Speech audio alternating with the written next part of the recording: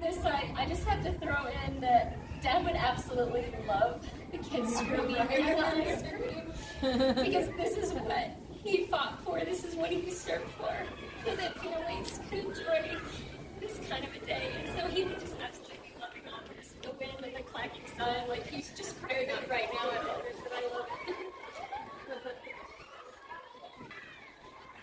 Tim Furlong was many things to many people.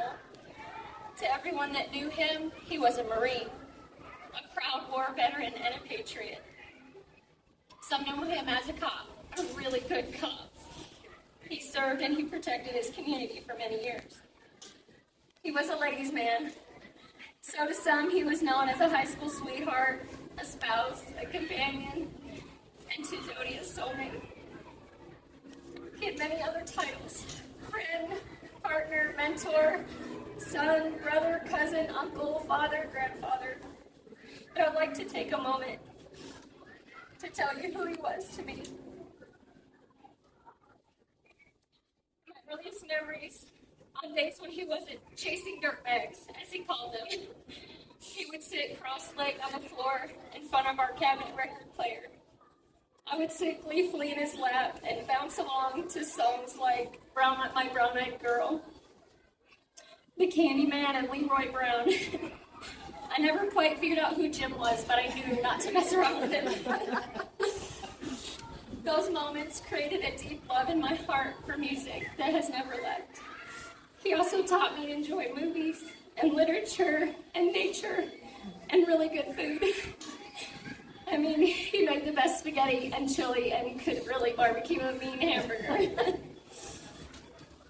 To be honest, there were many years that I didn't understand. Sorry. The sacrifices that it did take for him to be the police officer that he was. Sometimes I resented the time and attention that it took from me, and we struggled for a while. But what I didn't understand then was that he was also teaching me about justice and service and about protecting others no matter the cost. 8 years ago, he told me that he regretted that he wasn't there for me while I was growing up more, when he wasn't there for me more. He didn't make any excuses. He just said he was sorry and that he loved me. But I had already forgiven him years before. And there's no describing how much that moment meant to me.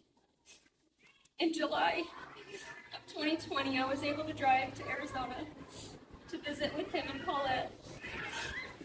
Before I left, he gave me a very big hug.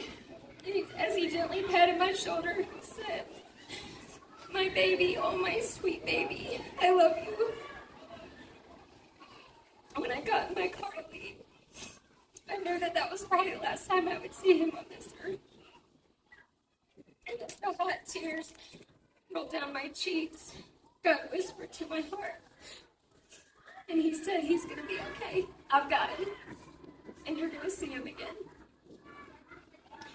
His last words to me a few weeks ago were simple, and in his playful, silly way with his quirky sideways grin, he said, "I love you, bye."